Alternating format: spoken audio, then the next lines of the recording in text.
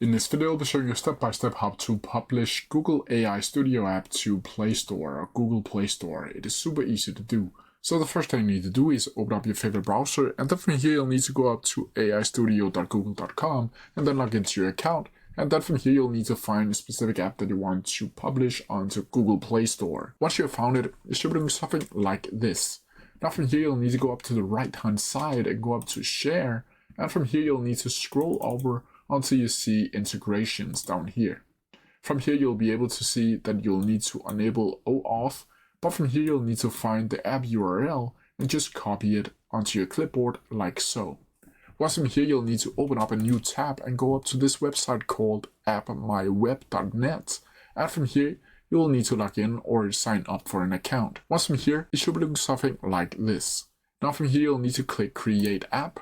And from here, you'll need to add in a name for the specific app. So let's just call it Test. And from here, you'll need to link to your website. This is the specific app URL that you'll need to paste inside of here. Once from here, you can also add a theme color, a title color if you want to do that. And you can add the layout template if you want to do that, either draw plus bar, tab plus bar, bar, or blank. Once from here, once you're done, you'll simply need to click Continue. And from here, it should look something like this, where I can tap and try this app, or I can scan the QR code to test the app directly inside of your smartphone device. Once from here, you'll simply need to add the app ID. You can see the app language, the screen orientation, and from here, you'll simply need to click Save and Continue. From here, you'll need to unlock all features to be able to actually publish it.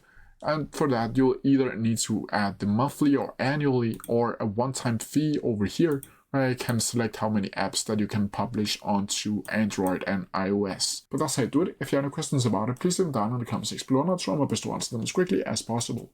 See ya!